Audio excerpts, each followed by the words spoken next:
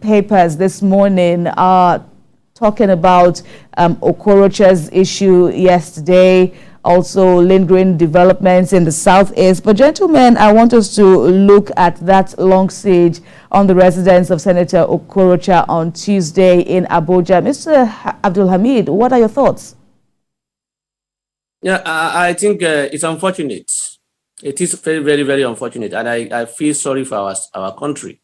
It's an embarrassment on the EFCC. It's an embarrassment on the country. You can't arrest somebody like that. You like a criminal. And I'm talking about those who want to effect arrest. They acted like a criminal, like somebody who wants to steal or arm robbers. That's the way I see it. You don't arrest people like that. Even if he's a notorious criminal, even that person is a terrorist. There are ways to do things, not that manner. I saw the video and I was just shedding tears for the country. How do we get there? It's not palatable at all. So how should they have gone about it, seeing as the counsel to the former governor says there was no arrest warrant? EFCC is saying that he had been disobeying their invitations to come for questioning. If he failed to come out, are you supposed to go into his house, into his room through the ceiling or whatever they entered through? You came in through the and you scatter everywhere, and then it's not done that way. You can wait. You can even barricade his premises, wait for him to come out, and if he didn't come out, you still stay there. You know what we have in this country is that our security agencies are not patient. They don't like to do things to get results with patients. They want everything maybe for paper headline news. I don't because this is what they did with the judges at that time too. What was the result? Nothing. You can't arrest people like this or take action like this of nature and get result thereafter in court. There is no way. There is no way. You do things in the way. If the person that's a well-known person, he goes out, he will definitely go out of the house. And if he's not going out, let him be there. You also be outside waiting for him to come out. Not just to enter into his house like that and just from the ceiling. Not even through the door. It's not palatable at all. All right, let me put you on hold and come back to the studio. Mr. Logu, what do you make of the EFCC invasion and subsequent arrest? Barrister Lamid has expressed the drama around it, but I would like to go to the substance. You know, the former governor, not under immunity anymore, was arraigned in the court 24th of January for fraud allegations around 2.9 billion naira. And reportedly, he jumped bail.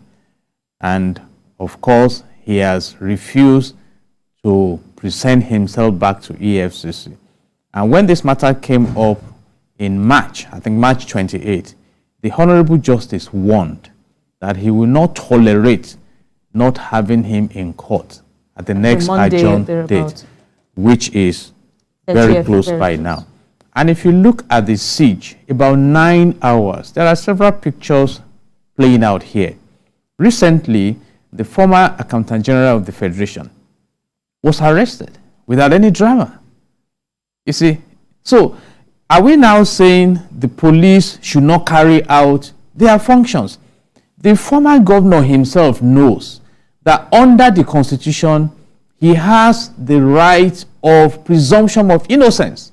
If you are alleged to have committed a crime, the state, the prosecutor, must prove that case beyond all reasonable doubt. Go and look at the case of the former GMD of NNPC. He's been released off the hook because the cases could not be proved against him. So it's now come to answer us.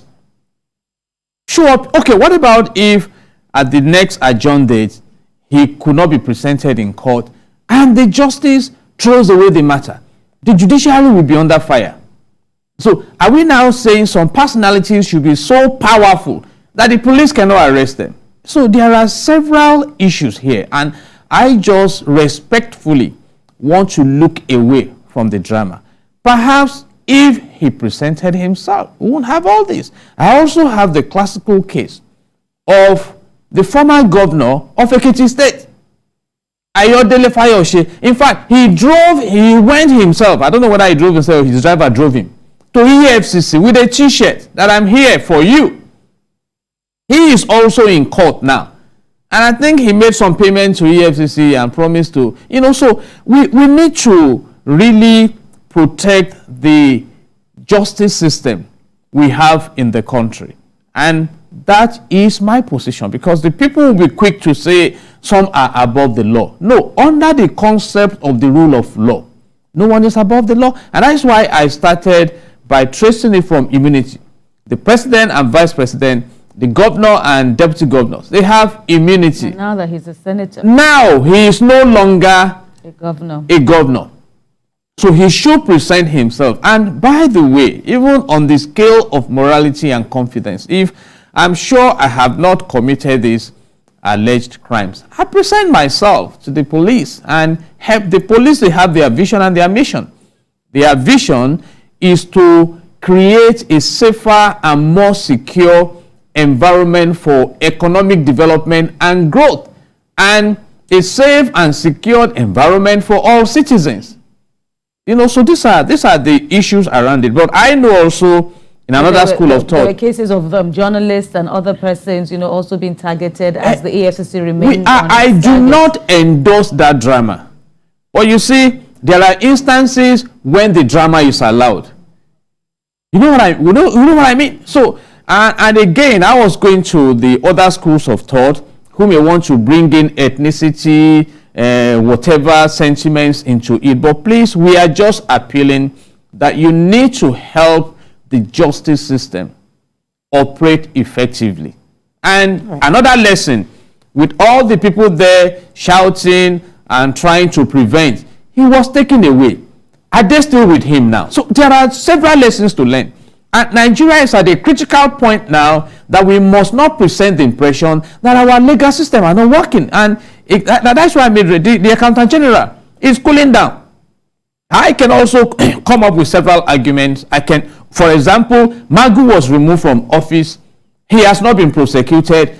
And he has been promoted. So there are issues around, but please, we must protect the system. All right. So back to you, Mr. Abdul Hamid. Let me allow right. Would your views have been different if Senator Okorocha had, submitted himself to the process and answered to the allegations against him?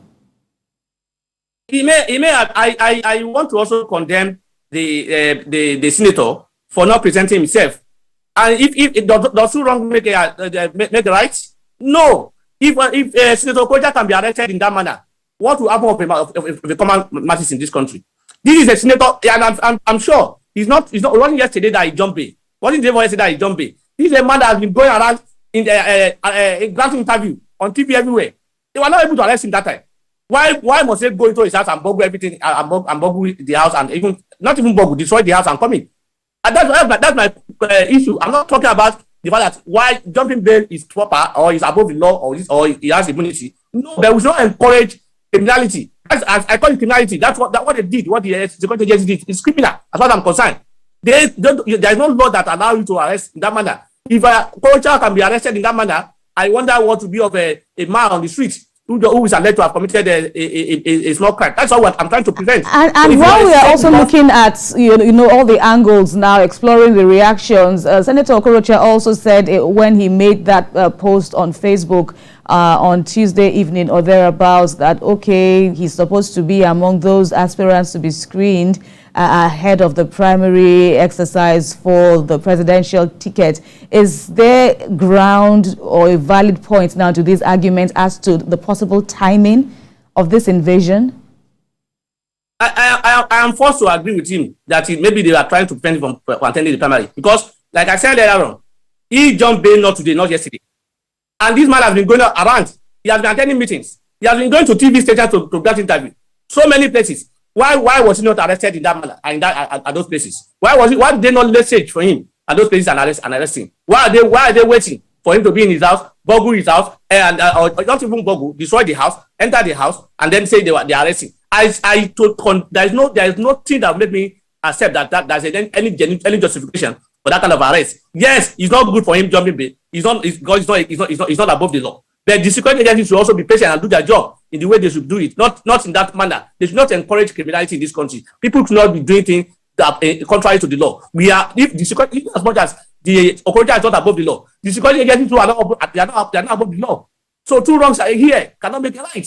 So they should, and if the security agencies are doing the wrong thing, what do you expect of common man or common people on the street? That is the point I'm trying to make. So we should not just look at the fact that Okocha has committed crime, has jumped bail, and he's feeling like as if he's above the law. Yes, I'm not supporting that. That is bad. But the security agencies too should not, or the EFCC in this regard, should not also take laws into their hand and do things contrary to the law. That is not the way to run the country. All right. Otherwise, we'll see ourselves in the environment of the conflict. And I fear for the common masses of this country if we allow that one to happen. All right. That said, Mr. Ologu, what are your thoughts as to the timing? Because some have also said when EFCC carries out these brazen arrests, is always more of show than substance. You know, Section 15 subsection 5 of the Nigerian Constitution 1999 as amended says that the state shall abolish corrupt practices and abuse of office. And I doubt if timing is there. You see, you have to cleanse this nation. So if there are allegations, go and answer to it. I have given references here. So as per the timing, he is a member of APC. APC is managing this country at the central level. So this is not a function of opposition.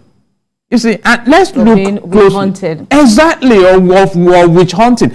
If that is the case, I mean, I picture that sentiment, you see, and that is an internal, there are over 20 aspirants who should be screened anyway. So, but we are saying that please, let us respect the system. 9 hours siege, except that is exaggerated, should be enough to make all your contacts. I'm sure he could have called the president, called everybody, and if the what you should do is to surrender yourself to the laws. In fact, it is possible for him to have gone to EFCC and returned within 2 hours. We've read cases in this country.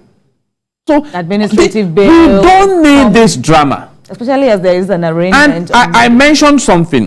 The police also is occupying a very sensitive position, as if they cannot carry out their mandate. You know, I know there is capacity in this country. I agree with Barrister Abdulhamid. 2 wrongs don't make a right. But can we begin to make things right?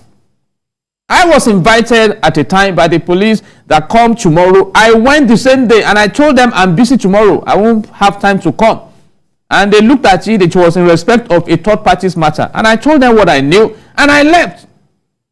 You see, so the system must operate. I sympathize with him if he cannot be screened, and if he's influential enough, he can even be screened in the EFCC facility. But please, I stand by the fact that this country must begin to operate on the platform of justice. And is anybody focusing on the 2.9 billion naira? Now the government is claiming that 34 billion will be given to ASU and poly lecturers or whatever. And there is an accountant general who is alleged to have moved about 80 billion. So have we looked at the impact of corruption on the nation of Nigeria? And so if the government that is expected to facilitate justice and deliver the nation from corruption is incapacitated to operate, what happens? I have said it, in the criminal justice value chain, you have 3 principal pillars: thorough investigation, diligent prosecution, and a committed judiciary. So if there is no prosecution, somebody that should be convicted will be released. So who bears the brunt? The society, concerned society. And the judiciary that should also adjudicate. If you don't bring people before them, what are they going to do? How are they going to carry out these functions? So we have a system in place. And like I said, everybody should be learning now. Whether for political reasons, people clapping behind you and saying we are supporting and everything. When it comes to the kernel, they disappear. Right. You know, so, and I wish him the best, and I expect that he will be able to defend himself effectively. And that is if the government even decides to prosecute. Right. Let me give a further guidance, so to speak, now to your next contribution, Mr. Abdulhamid. The place of public interest, the right of the public to know how public funds are spent, so to speak. This is a humongous amount, well, as alleged to have been embezzled by the former governor. So when you weigh Mr. Okorocha's grouse against the EFCC's mandate to prosecute crimes, the public, the citizenry, where do you rank that? You see, I agree that people must be made to face a court to answer for their crime or alleged offenses.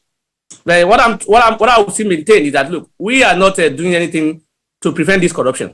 We allow the corruption to take place. Then we will not be fighting back, and then we'll say corruption is fighting back. Corruption is not fighting back. We are the ones dilly-dallying. We will not take steps. We are talking about somebody who has stolen the 2-something billion. Alleged to have stolen.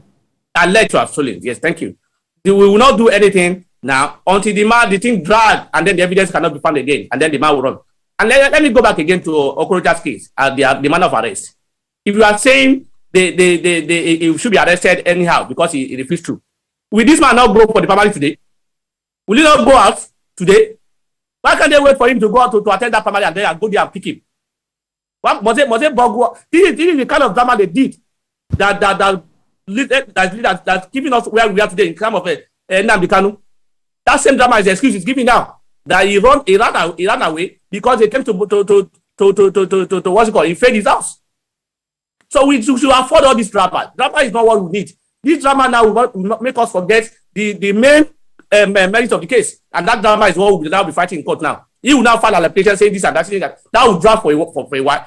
Thereafter, the evidence will go, or something else will happen. The case will not be decided again, and that will be the end of the case. So we should afford drama in when we are prosecuting people. Drama is not what we need. It's giving your case before the court. This man will go out. In fact, I know he wants to go for that primary. They will see him there and pick him. If he didn't even go out today for the primary, he will go out next tomorrow. Waiting for 1 day, 2 days, 3 days is not too much for security agencies to do. All right, gentlemen, Mr. Abdul Hamid, let me put you on hold so we can take a very crucial break at this time, and there will be more discussions when we return. Please stay with us.